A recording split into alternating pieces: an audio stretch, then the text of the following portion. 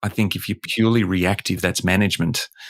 But leadership has to be anchored in choice. At the very basic, right? If I'm in an emergency ward in a hospital, I was working with a medical team where they were having this very conversation.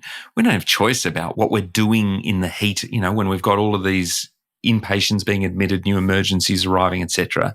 But we do have choice about how we approach all of those situations. We have choice about how we engage with the patient. We have choice about how we respond to the families. We have choice about how we engage with the paramedic. We have lots of choices. How we engage with each other. They're all micro choices, micro moments.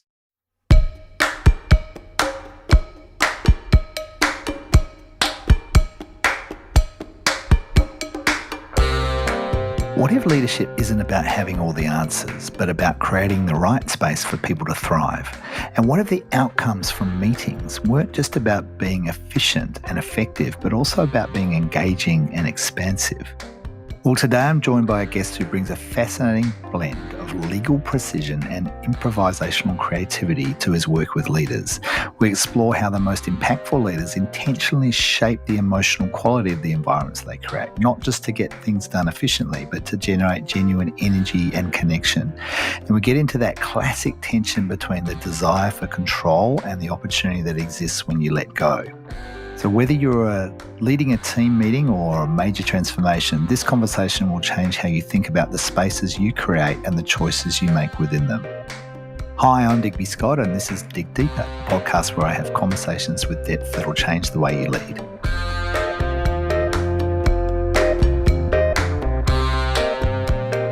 So the other day, Simon, you mentioned a question that you used as an opening for a leadership workshop. And that question was, if you're going to be on a podcast today talking about leadership, what would you want to talk about? So why don't we start there? Simon, if you're going to be on a podcast today talking about leadership, what would you want to talk about? Oh, wow. I hate it when your own questions are used back at you. They're not designed for that. I don't want you to hate it, so apologies for that. No, I don't hate it. It just it makes you nervous because you feel like when you ask questions, you should. And I'm not kicking the can down the road here, but you do when you're asking questions. Do they come from a place of you knowing what answers you actually want from people? But in fact, as a facilitator, you don't. It's just to see what it sparks. So, in fact, I think what would I want to talk about? I would want to talk about space. How leaders create space for people and the kind of space they create, and choice as well. Like they're the two big words that are on my mind at the moment, I think, when it comes to leadership, the leaders I work with. Cool. I love when you say you ask the question to see what sparks. So that's what sparked by the sound of it. And you listen to that rather than went into what should I say? I love the experimentation around questions. I use this term, and I'm sure I'm not the only one, but this term catalyst questions. Like, what's a catalyst question? And I often encourage leaders to think about what are the questions you ask that catalyze something. So they catalyze thinking, they catalyze a response, obviously, but they catalyze thinking more importantly. They catalyze energy, they catalyze something beyond the immediate moment. And I think certainly in my work, and I'm sure this is the case in your work too, you're constantly thinking, okay, what might I be able to catalyze through the questions I ask and through the contexts I create for people? That's the art of facilitation, right? Yeah. Warren Berger, his book, A More Beautiful Question, I think talks about this, and I love that. That's a book I want to read. I've come across him. I've listened to his podcast he's on. And it's a great title, isn't it? A More Beautiful Question. It's, in fact, we were talking in a workshop a couple of days ago, a group of people, we were practicing asking good questions. And it's interesting when we did the debrief afterwards and not using your language of catalyst. I love that idea of catalyst. What were the questions that really shifted the room or other people? And they weren't questions that came from the head. They were questions that came from the gut. No, more importantly, they shifted something not in the head, but in the heart or the gut. And it tapped emotion rather than intellect. There was one I remember, it was sort of a coaching style question that one person asked of another in the room. Oh, what would the sneaky, cheeky version of you do? Sneaky. Oh, my God. Yeah, it was because she was sort of trying to do the right thing. She's a senior leader and she's trying to get some influence happening. And she was all about, oh, no, what's the right way to do it? And this question came from left field. What would the sneaky, cheeky version of you do? And you could see her face light up. And she went, oh, okay, that gives me a few new avenues, which is what you're talking about, which is, what catalyzes energy or thinking. And I would add to that emotion. Yes. How's this question make you feel? And just as you're saying that, I'm realizing the power of a question is to actually allow people to try on. It's like being in a clothing shop, and if I go shopping with my wife, she'll hand me bits of clothing and say, try this on. I go, no, God, I can never try that on. That's not me. Just humour me. Just try it on. Let's see. And I love a question that does that as well. Like, what's the sneaky, cheeky version of you? Allow. Like, what if? It's like that classic coaching question, which just, it sounds cliched, but it so often yields a great response, which is, if you did know the answer to this, what would it be? Oh, yeah. Which often is off the back of someone saying, oh, I don't really know. So what is it about that question that gives people either permission to know without the fear of judgment, or does it give them permission to pretend they're someone other than themselves and to throw caution to the wind? So all those kind of possibility questions, they catalyze a different way of thinking too. Yeah. That's really cool. Which is where, actually, that was where the podcast question came from, Diggs. Like when I asked that group, and I was sharing this with you the other day, I literally, like, they were in the room and they were already having a warm-up, and I'd given them a question that was totally unrelated to the reason we were there. And I thought, I need another question that bridges us into the day. And so I literally just opened up the deck of slides and thought, what could I ask them? And I looked at them and I just thought, let's just pretend they're all, in fact, the experts. I mean, this is the end of a 12-month program. Let's pretend they're the experts. So that's where the podcast kind of conceit came from. And I think that's where catalyst questions or great questions as leaders often come from, is what are you trying to precipitate in the room? What are you trying to change emotionally, energetically? And now just find a question that might get you there. Play with that. Yeah. I'm a big believer in having a question bank.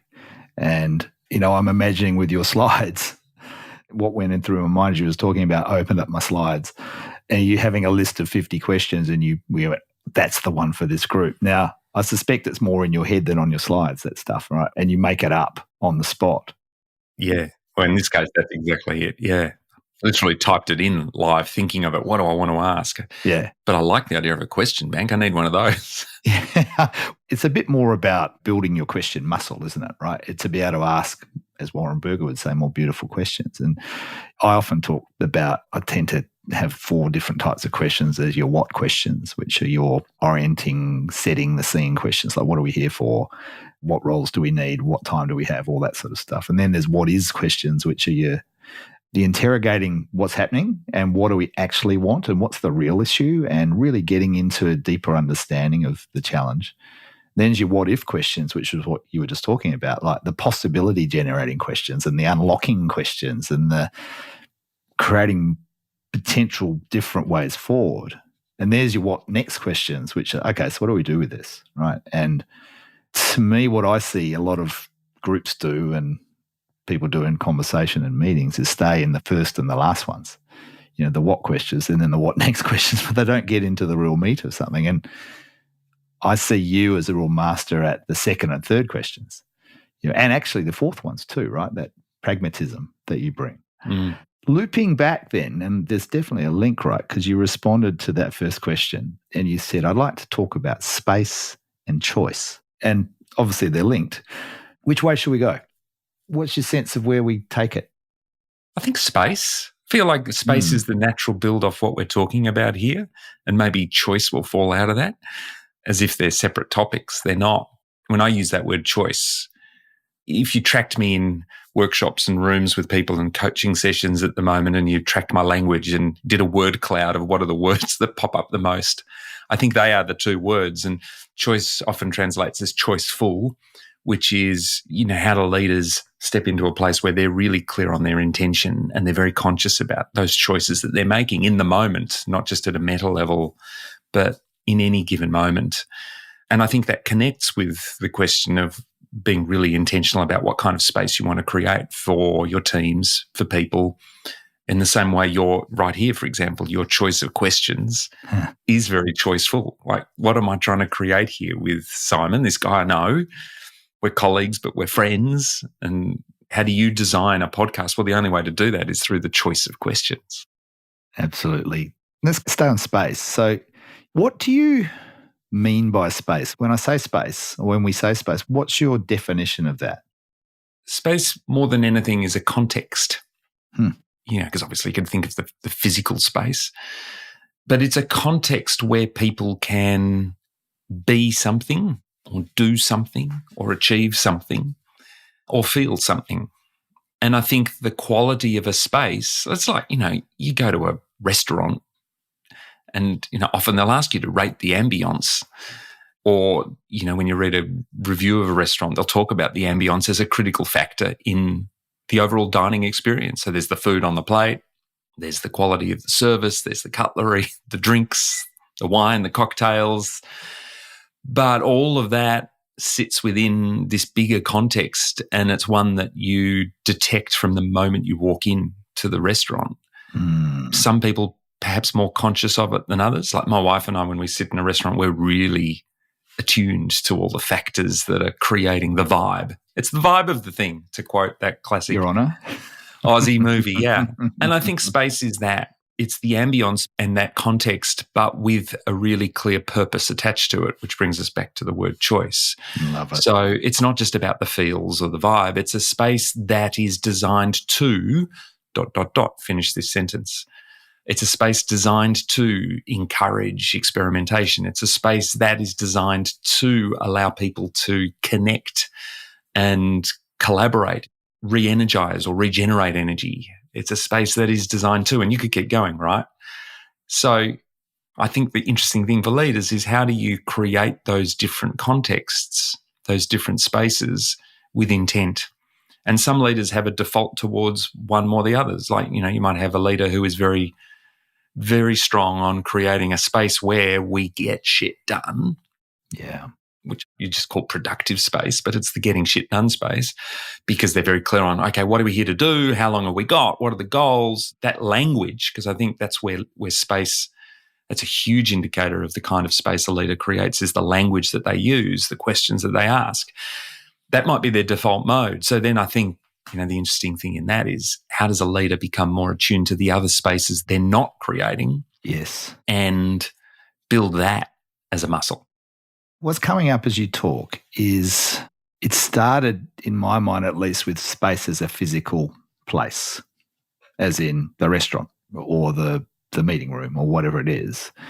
And because of the setup of that allows a certain ambiance and a certain vibe. And then you added intent or purpose to it, which to me then broadens the definition of space to a feeling of spaciousness as opposed to the space. And I'm curious about when we say space, it's not just the four walls around us and the gap in between.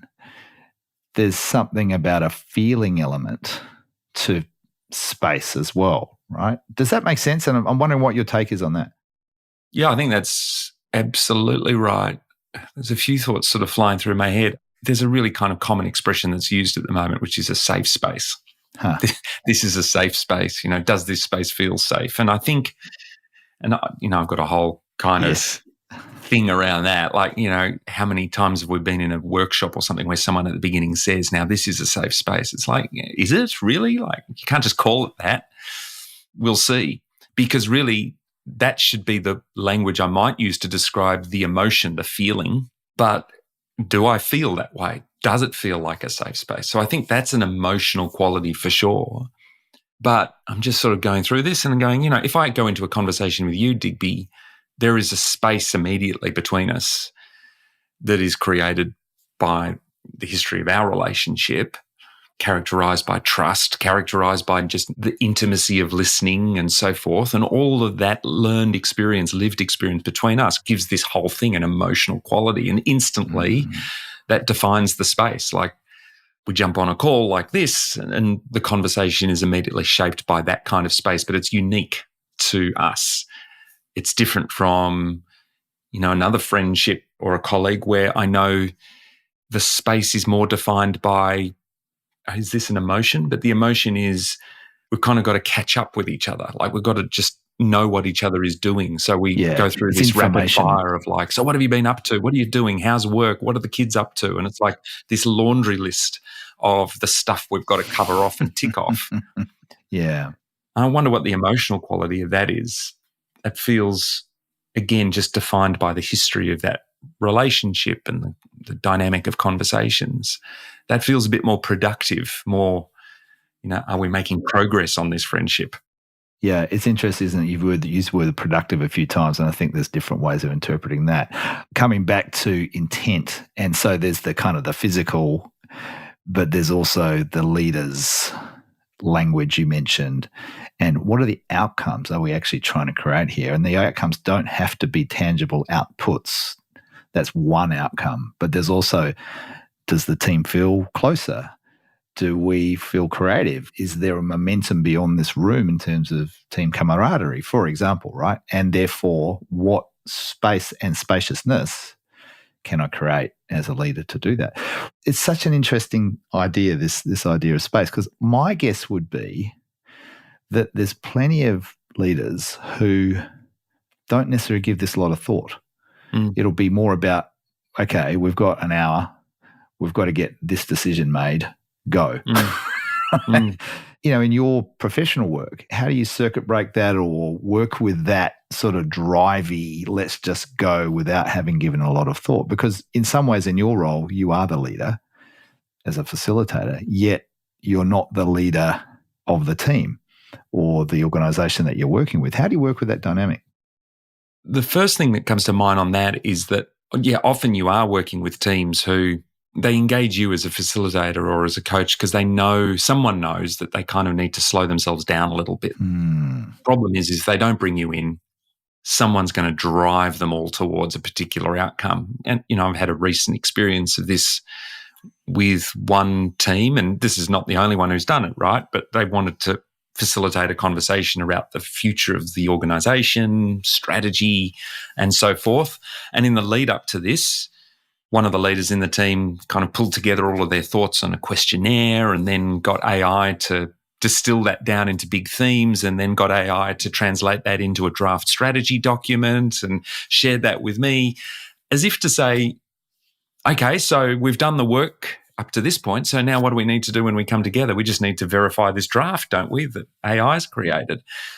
And there's a classic moment, right? To go, hang on, clearly we want an outcome, but what are the beats we need to go through to get there? And what space essentially do we need to create for the team in order for them to feel comfortable with that outcome? Yeah. Because there are some phases we haven't gone through. So this feels efficient. It even feels effective because the document it's creating is smart, but is it generating a positive emotional response for people that makes them go, this is exciting, this is inspired, I feel connected to it, I feel like I own it. So really, I think what you're inviting people to do is, yes, we need to get an outcome. So now what is the quality that we need in that outcome? It's not just, is it correct? So yes, we've achieved it. So we need to finish with an outcome, which, by the way, is I think one of the most common fears with facilitators, and it's one of the points of resistance I hit across a lot, which is the fear that you're going to give them great conversations, but they're going to walk away with nothing other than some crumbs from the muffins they ate and a bunch of post-it notes on the wall. I think the first thing you need to honour and respect is the fact is we need an outcome. So we're going to have to hold space and time for distilling and clarifying that. But now, what are the other things that will allow us to get to that end point? Because the other qualities we need shared ownership of that. We need buy-in. We need people feeling ready to talk about it and take it into the rest of the business.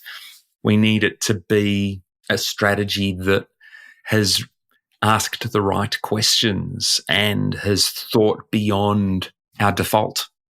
I love this. I've not thought about it in this way before, and I think plenty of leaders listening to this will get some real value here. I've written down efficient, effective, and emotional. So efficient is speed to outcome. did we move it at the right pace to get to something? Effective is it the right outcome? Right.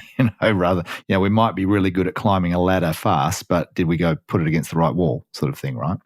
Yep. And then the emotional is the quality of the outcome, which is how you describe it. I love that.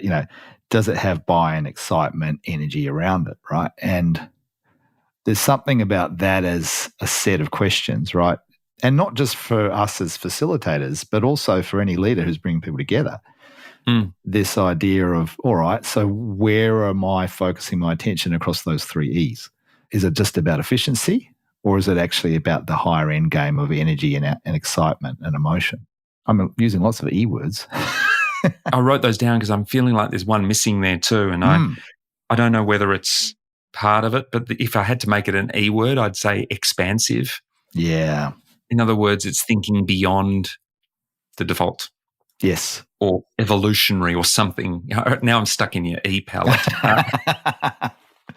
The power of alliteration, right? It's good. Yeah, that's brilliant. There's this question I sometimes ask, almost always, in fact, not sometimes, ask people at the beginning of a conversation. So a leadership team, if they're talking about strategy, I'll ask them, what are the qualities that we need in the output? So what will make the output a good output? So not in terms of its content, but in terms of its qualities. Or I might ask that in terms of a team saying, what are the qualities of the output of this conversation today? Like, we're going to cover a lot, but before we get there, what do you want? How will you measure the success of this day? And usually, I'll literally take time to just say, I want to hear from everyone on this. Like, it'd be interesting to hear. And because one of the things that often does highlight is people go, that's really interesting to hear those guys talk about this, because I wasn't thinking of that. But now that I hear it, yes, it's important. So you'll get those in the room that are saying, it needs to be clearly worded. It needs to align with our global strategy. They're thinking. They're head words. They're thinking effectiveness. Yeah. Whereas those that are saying, it needs to be an opportunity for us to have had some conversations or debates that we haven't been having, or it'll be great to bring in the voice of the customer, or it would be wonderful to think that this is whatever we share. When people ask us, what did you talk about today? When we share that they will be excited by it, not just informed by it. Like, what great things to be talking about in the first 15 minutes of a day, because then you got that up on the wall going, all right, we need to make sure we move through some spaces or beats, whatever you want to call it. I call it space, but we need to create space to be able to lean into all of those things, because they're not going to be created through a single type of conversation. In your years of experience of doing this, you've had heaps of opportunities to observe whole lots of different groups and be parts of those different groups. Tell us a story, if you can, access that experience bank, of a turnaround of a group. And hopefully that's not much of a challenge, like where perhaps you started with resistance and what are we here for? And by the end, there's a complete shift into that higher quality outcome. I'm not going to overthink this, because I always freeze when I have to think of examples. It's like in those classic, feedback conversations. Can you give me an example of that? No, one doesn't come to mind, but I know the feedback's true. But I did think instantly, as you asked, of an example, and it was only 3 weeks ago. We were having a conversation around the team's purpose. They wanted to have a purpose statement. Well, they already had a purpose statement. And so the leader of the team said, let's start this session with just a reflection on, is our purpose statement still fit for purpose? Like, are we good with it? That's a tick and flick. Any words you'd want to change? And a couple of people said, is this word right? Is that word right? And I said, I feel like we're going about this the wrong way. When you ask the question, is the purpose statement still right? I'm not sure that was meant to be an editing exercise, was it? Like, surely that has to go closer to the heart. And I said, can I propose something else? And this isn't in the agenda, but can I propose that we spend some time, and we broke off into a few little groups. And I said, I want you to kind of picture that you're sitting around a campfire and you're just sharing some stories with each other about, I call them "that's what I'm talking about" stories, which is stories of things that have happened, anecdotes, experiences with customers, conversations, bits of work we did that says, that's what I'm talking about. That's where the gold is. That's where we are doing our best work. That's what makes us us. That's the essence of what it is we're here to do, the difference we're here to make. And so I proposed this as an activity, and the leader in the team sort of looked at me as if to say, oh, no, we know our purpose, really. Some eye rolling. And a couple of them sort of looked at each other as if to say, oh, is this a good use of time? Who is this woo-woo facilitator we've got? Yeah. And I said, our purpose exists in the day-to-day lived kind of experience of what this team does. I said, give it a go. See how you go. So they went off and did this, and it didn't take long. It only took 20 minutes. And at the end of their stories, I sort of say, as each person tells a story, just people fire off, what are the words or the things that come to mind about, what that story is really about? Capture some of those. We came back, and the mood in the room had changed completely. God, it felt good to hear some of those stories. Gosh, I better understand what some of the others in this group are doing. Now I look at that purpose statement and the words are right. It just makes more sense. So I think the question is, are we telling the story of that purpose right? Not is the purpose statement right? And it was like, yeah, as a facilitator, there are moments where you want to go, I told you so, but you don't. Because this is what you're there to do, to help people have conversations they don't normally make space for. And that's what it would have felt like, right, to them. It's like, oh, do we have time for that? We're smart. We know what this is. It's like, yeah, but you're asking the wrong question. Oh, it's moving from head to heart again. That story is awesome as we'll do some editing, which is head stuff, into feeling and emotion, which is the heart stuff. And that's where the power is, right? I wrote a blog yesterday after noticing I'm in the process of planning to move house in the next month. Yeah. And you've been there a couple of times recently. And I noticed in my busyness how, all the logistics, all the planning, all of the packing stuff, right? It's all head stuff, right? Got to get the movers over to check out the house and how many boxes we'll need, all this stuff, right? And I noticed it's so head, and it was just exhausting me. It was so tiring, and there wasn't a lot of fun. And I haven't been sleeping well as a result, and my mind has been just whirring with all this decision making. And I wrote this piece about that I'd noticed that this was happening and how exhausting it was. And where's the deeper meaning behind it, right? I'm not tapping into that. I'm just talking about getting stuff done.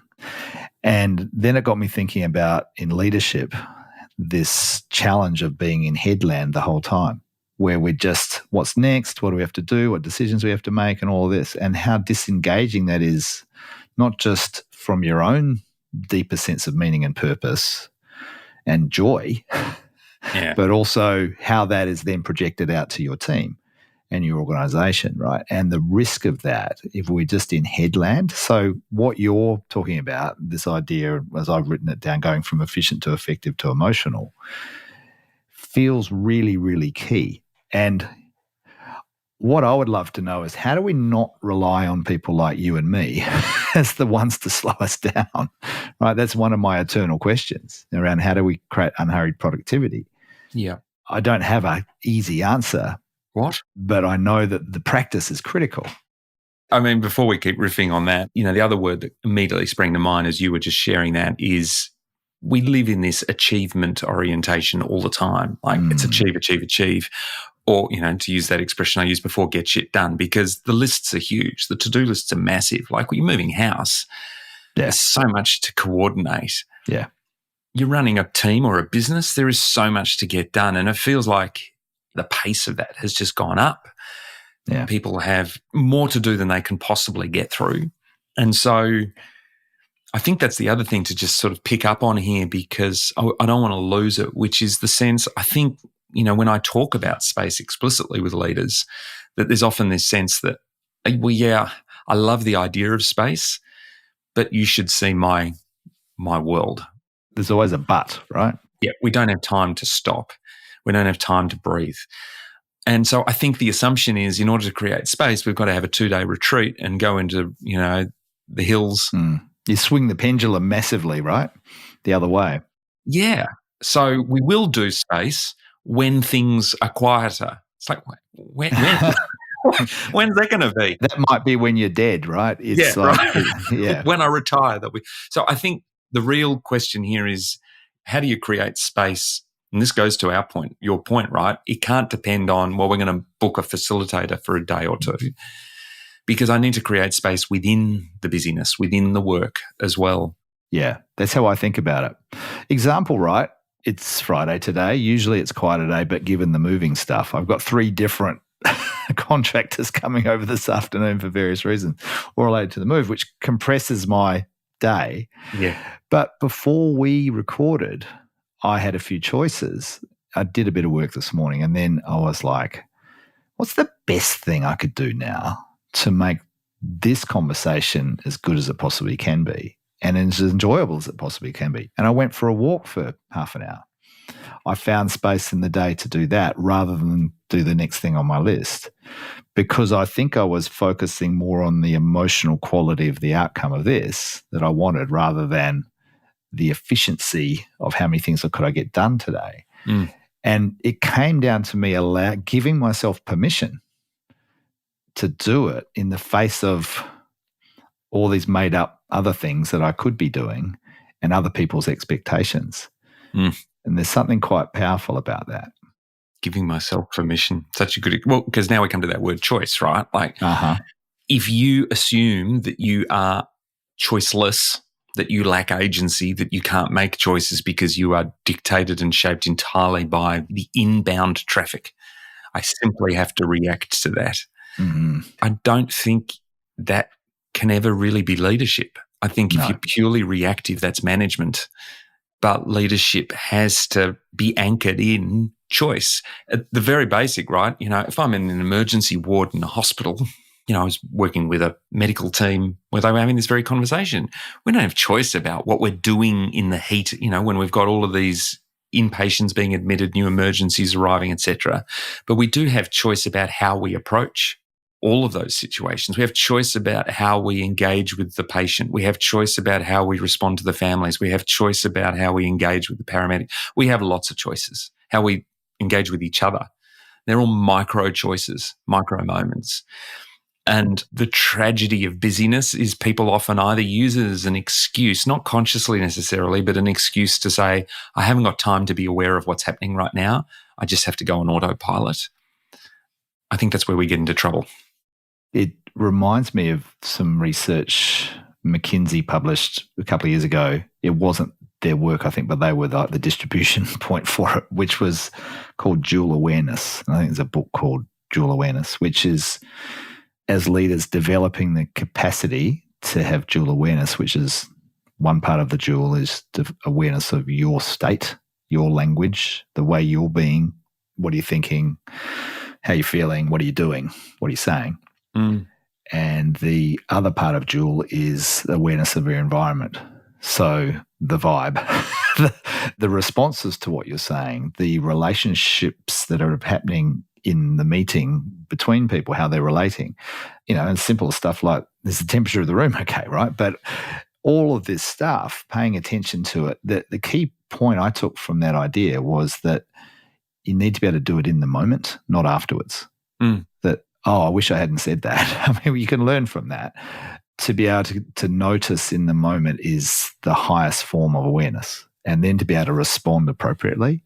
And I think when we get too busy into efficiency and task mode, we miss all of that because it's just what's next. And that gives us a little dopamine fix, but is it really serving the context, which is what we're there to do as leaders, right? So It's a very powerful idea, this idea of dual awareness, I think.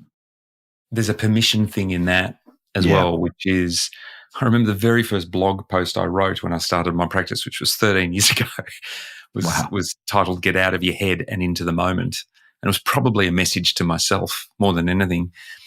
That concept, that idea had come from, like, verbatim from the world of improvisation and improvised theatre, which is part of my background and training. I spent many years doing improv, and one of the most powerful lessons, and I stuck with it for a long time because it was just filled with so many powerful lessons for life.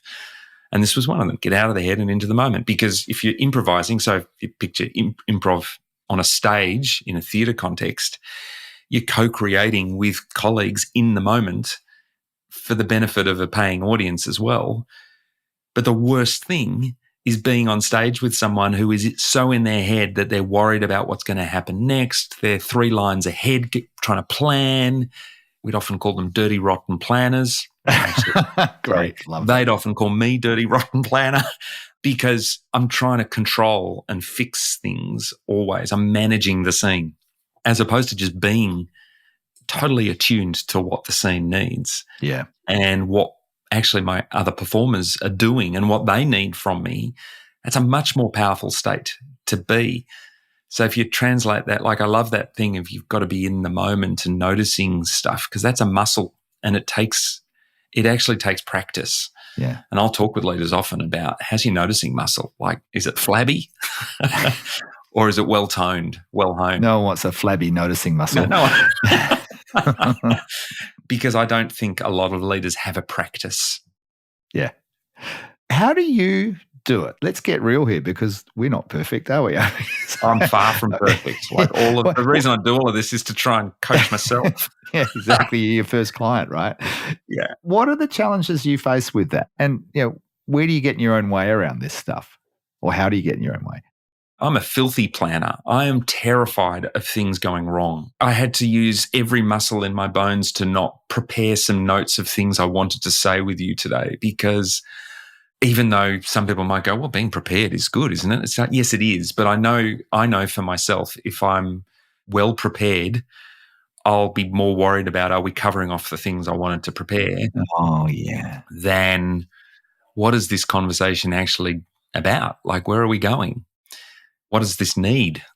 What's possible here? Like what offers are being made here that we could pick up on? So I'm very aware of it. And I would say some days it's a losing battle. Like if I'm facilitating a workshop with a group that feels, if I sense in any way that I could lose a group, I am very quickly fear-driven, very quickly. Mm-hmm. And that leads me to be very conservative and very controlling in terms of the conversation and the flow. And therefore, I know that's when I stop picking up on the stuff that actually needs to happen. And I've had some great clients that have called me out on it. Yep. And they're the best, right? Yeah. They are gold. And it's the whole stop trying to be a hero here, and it's shift back into host mode. But I'm the same. I was running a workshop before Christmas a few months ago. And the energy was flagging in the room and I started to get nervous about that. So I started to counter it by being even more energetic. And it wasn't really working. And in hindsight, and I remember it about 20 minutes later or something, someone just said, hey, can we just get outside for a bit because it's hot and we're a bit tired? Can we just go and shift the state? I'm like, oh, yeah. And coming back to something you said right at the start, Simon, this idea of let's pretend they're the experts. And I really like that. It's this, well, if you're in front of a group, you don't have to have the monopoly on what's going to happen and how it's going to happen and who says what, pretend they're the experts. It's like, let them take it where we need to take it, which is, I guess, what I tried to do when I asked you the question, if you're on a leadership podcast, what would you want to talk about? It's like inviting you to step into the space and let's go there. Because I have 2 pages of questions that I wanted to get into and I've been dual processing, where's this conversation going? What does it need? And also, what else could we bring in that I'd already pre-prepared, which I think is preparation is helpful, right? Because it's like we could go those ways. Yeah. Another little story, actually. You gave me feedback on a video I put on LinkedIn last week. And you said, I think that's one of the most natural videos you've ever done. Yeah. And then I said to you, I did about 10 takes of it. And the version that you see is the one where I threw away the script. And it wasn't because I'd memorized it all through those other 9 takes. It was because I just went, this is too hard trying to memorize all the words. And it was more like, what do I want to say? How do I want to land? And let's just say that and do that and be that. And so I threw the script away and it was interesting to get your feedback because it was like, okay, more of that, please. Yeah. there's a trusting yourself in that. And I think part of it is, so we talk about noticing, but I think in order to be willing to notice stuff, you also have to be able to let go a little bit, let go enough for there to be enough space to see things and to think that they're relevant to where we're headed. Like, sorry, this sounds esoteric, I guess now, but it's like I've got to be prepared to just let go of control and trust myself and the group that we will find our way to this conversation, or through this. We will find our way to an outcome. And perhaps the worst thing I can do is make the assumption my prepared agenda is going to get us there, because maybe it's the very thing that is preventing us from getting there.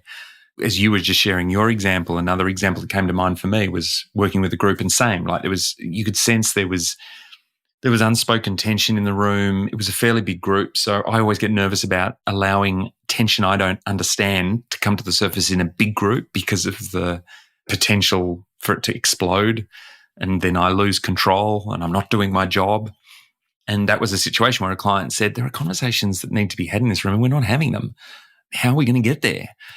And all of my responses were fear-based. It was like, I agree with you, but, if we don't know what they are, like, there's the old adage, don't ask a question you don't want the answer to. And it was all control, control, control. And I said, let me go for a walk. I need to think. And because I could sense this version of me kicking in that was like, you are being so unhelpful right now. So just get the hell out. What I admire, Simon, is that you had enough awareness to be able to go, this fear-based version of me is kicking in. Yeah, right. That's that dual awareness thing you were just talking about. Yeah, and a number of people would maybe not even realise that. Well, they may realise that afterwards. And there may not be another option. So be able to tune into what's going on for me here and what choices have I got. So you modelled some of that right there. There's an unexplored part here, which is, who is this Simon Dowling fellow, right? So usually you'd start a podcast conversation with, so what's your background and where'd you come from and all those things. We went right into this whole space of leadership and everything, right?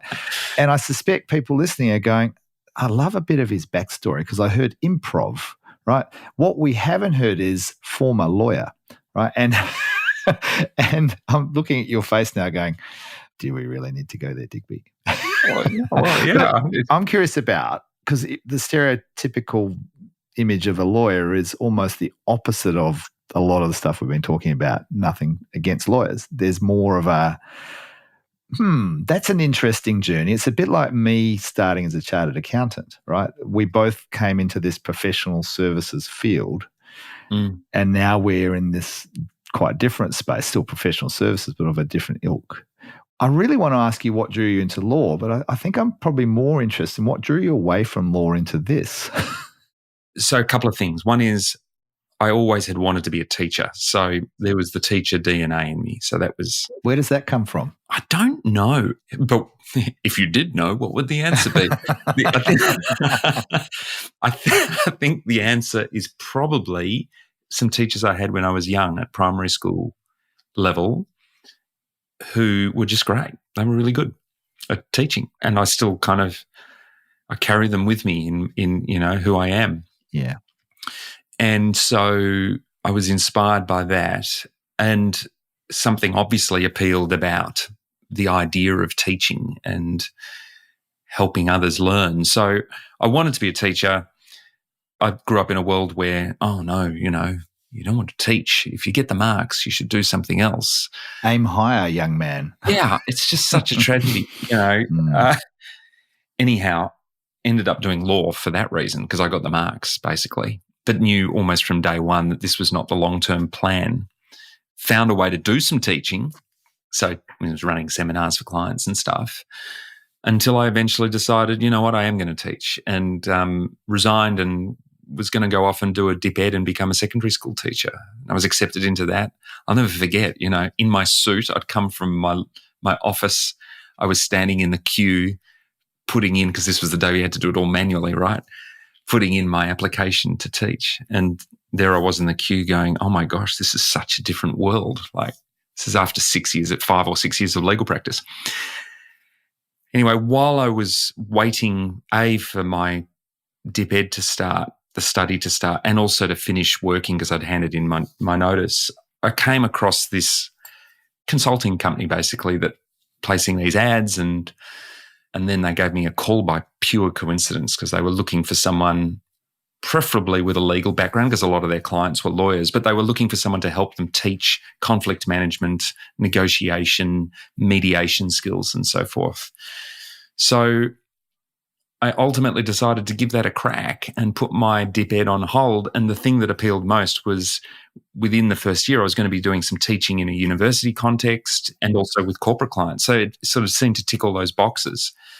That's the literal story of how I got into this line of work. And if you think about those I was there for 11 years, right? The first few years of that was really teaching negotiations. It was very skills-based learning. Yes, right. But then towards the end of my time there, I had some clients say, off the back of the work you do, really love the way you facilitate. Could you come? We've got an offsite or we've got a leadership team we need a facilitator. And I literally did not know what that meant. I literally did not know what is a facilitator. I thought that was a term we used because we didn't like describing ourselves as trainer.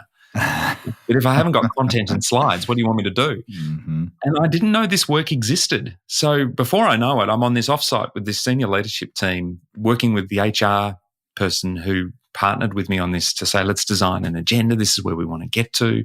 But your job is just to help them have great conversations. And I was in there, I had a serious imposter syndrome because it was like, who am I to do this? And secondly, I've never done it before and I'm pretending that I can. But suddenly I realized this is what I just feel in my element doing, right? Which is helping people and noticing and helping people have important conversations. Like you're hardwired for it. Yeah. Yeah. And I came out going, oh my God, more of that. Yes, please. That was magical. And it went really well. So it was a great kickoff point. And I think I should go back to the improv background. So while I was studying law, but I also was studying performing arts at uni. So that was my combined degree, which was an arts degree, but with a major and a focus in performing arts. Because I had done that at school. I loved acting. I loved theatre. And I was doing it more for kicks than anything.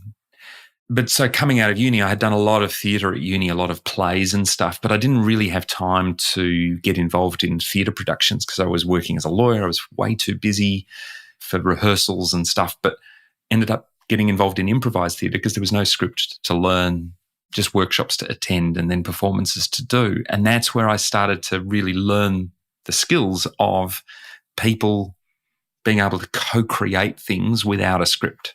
And that's when I went, oh my God, this is magic.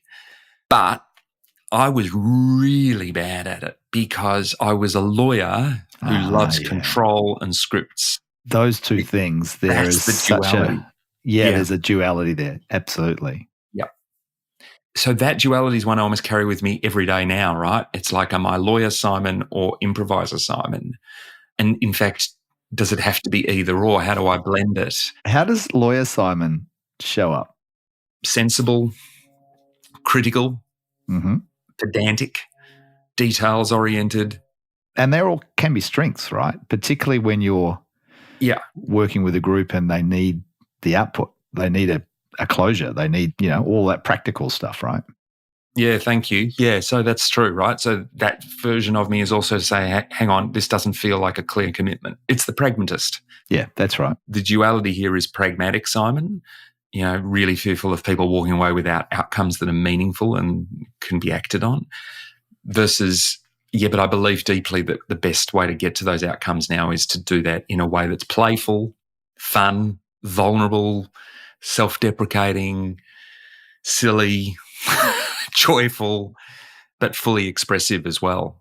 The opportunity to explore, experiment, fail, celebrate the failures, all of that stuff, which is the stuff I learned in improv and now just believe is so valuable. It's an incredible combination of bridging two very different worlds. I suspect that's what makes you special and why people really like working with you, because it's that we know that the people who need the pragmatism are going to get that.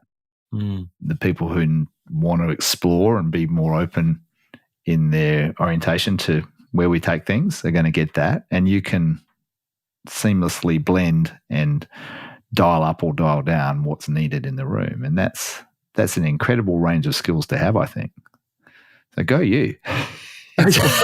Thank you. That's very nice to hear that. That's lovely. Well, and so there's two things that just want to share off the back of that. First of all, I'll never forget the moment I was running. This was back when I was running negotiation programs and stuff. And one of my clients, by complete coincidence, had seen me in a show a couple of weekends before, an improv show in the comedy festival. So I was performing in the International Comedy Festival in Melbourne. We were doing this improv show. She was in the audience.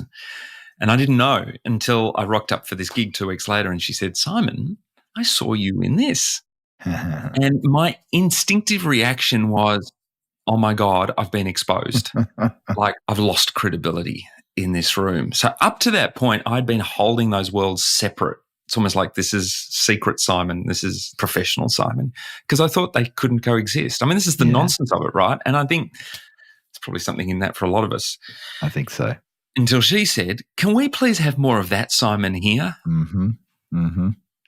And at first I didn't even compute. What? Are you mad? Like, it's got nothing to do with this sensible, important, intelligent work. Of course, it had everything to do with it. What a gift to have that moment to say, stop holding them as binary choices, and instead it's the combo that is you. And it seems so blatantly obvious, but again, the fear of living up to people's expectations and dealing with senior tough crowds at times, going, I've got to match their critical thinking, I've got to match their sensibility, and I over-indexed towards that. I think what you do is you show a different way that's credible and relatable. And I think that's what leadership is, really, to say, here's a different way. And if we can tap into the emotion for people, not just the head, then there's something very powerful. I'm wondering if there's stuff we haven't talked about. Well, you're the one with the list of questions we didn't I use. have a lot of questions, but I want to put it in the middle for us, right?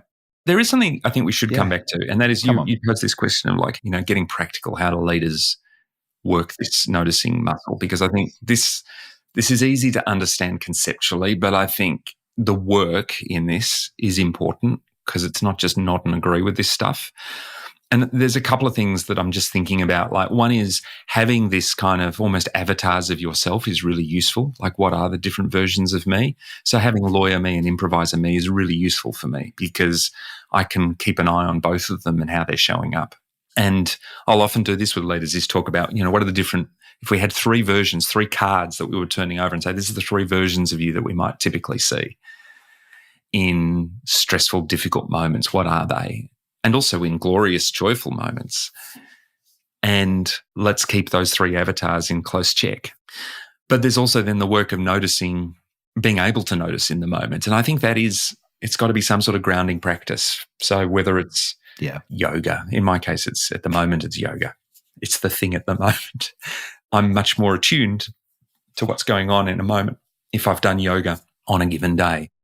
There's a ripple effect, right? You do that, it has a ripple effect. It anchors you for the whole day. Yeah. Used to meditate, used to journal, still do occasionally. Or whether it's going for a walk and setting yourself a goal of noticing 10 things on the walk. I can't turn on the podcast, I can't turn on the radio or the music until I've noticed 10 things. I think that's a really powerful one, is removing distractions and seeing what you notice. I deliberately, when I went for my walk before this, there was no music, there was no input besides what I saw and heard, and it was very helpful. Any other practical things, tips for leaders to be this way? The other one, this is again one that I use on and off when I remember to, but I have introduced this to a few different leadership groups who enjoy it, which is just having a real simple kind of check-in for how are we going. And the how are we going could be as simple as having a kind of a question that you love to ask 2 or 3 times, which is, in fact, you're really good at this, Digby. How is this conversation going? How are we tracking? How are we feeling about this conversation? Is it going where we wanted to? Is it touching? You just did it a moment ago, right? Is there anything we haven't explored that we would have liked to? So that kind of meta check-in, the go to the balcony moment, I think is powerful. And I couple with it or trio with it 3 things, which is what does the moment need? What do I need? And what do they need? Oh, I love it. Moment, me, and them. And that's one that I'll use more often silently, which is what is, and I'll write it literally, it's a triangle on a bit of paper. Moment, me, them. Yeah, brilliant. What does this need? Yeah, and I talk about 4 lenses of listening to the personal, which is yourself, listening to the relational, which is them, listening to the directional, which is where's the conversation going, how are we tracking, and listening to the contextual, which is the what might be informing how we're showing up and how we're being today. Where are we at in each of those? And that's great. So that check-in is such a beautiful window into the awareness and noticing in the moment. Both of those things coexist. How do you remember to ask those questions? I think that's often the thing, right? You sometimes remember that I wish I'd asked them. It would have helped if I had asked them. So I think there's some structure around, say you've got half a day or a couple of hours, whatever. Yeah, it's like, to me, it's whenever there's a natural pause point, it's to go, all right, these are things I'll remember to ask myself and then also ask the group. Again, like the flabby muscle versus the tone muscle, I think it's one of those things. It starts off with structure that, I go to the gym 3 times a week, whatever it is. Then it becomes just part of how you operate. So to me, the structure thing is key, and build it into the agenda to be able to ask those questions. I'll often do what I call a thermometer, which is, hold your thumb up and then turn it into kind of like a dial that you might see on a car dashboard, with a pointing down all the way up to pointing up with how's your energy?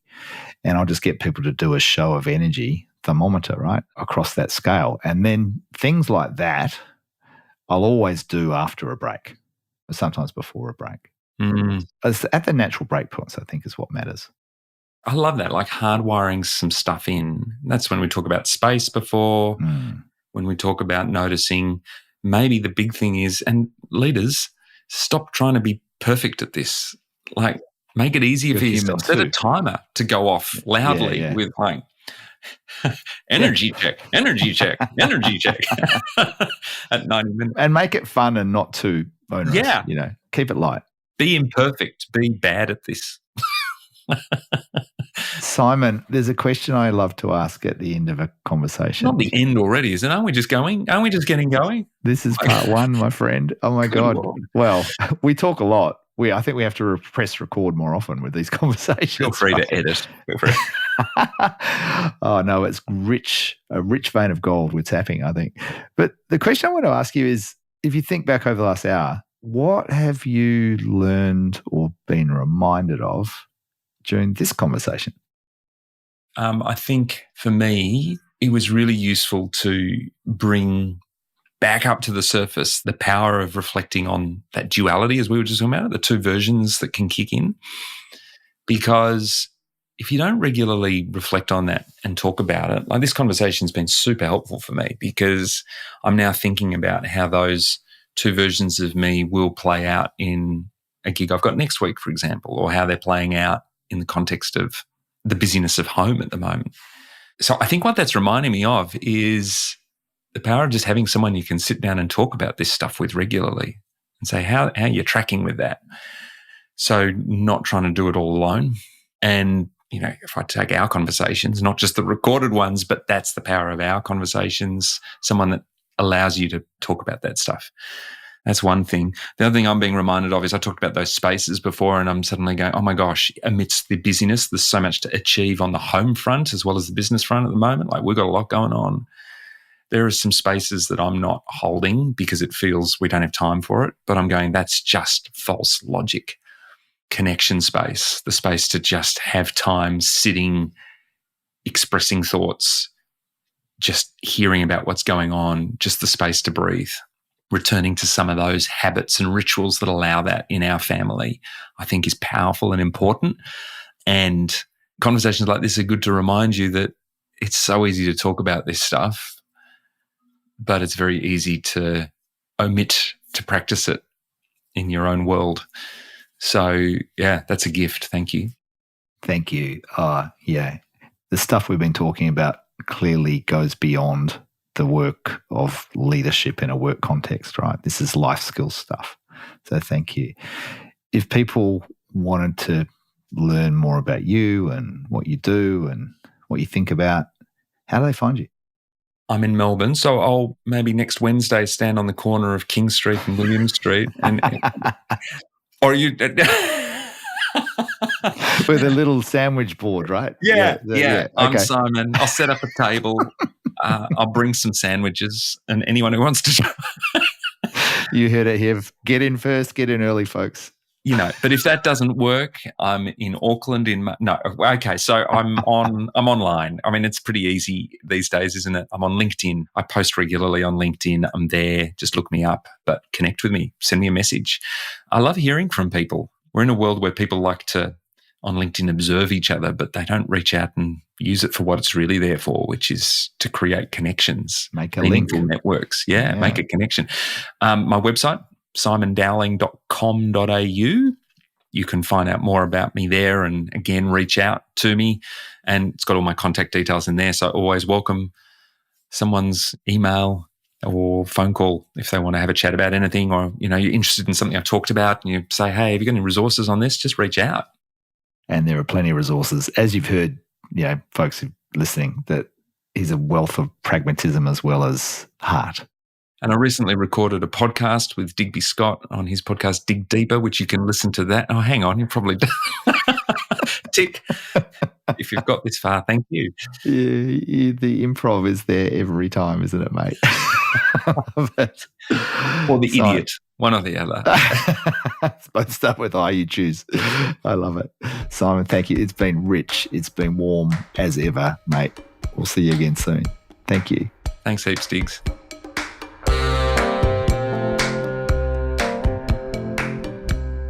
Hey, a couple of quick reflections before we finish up.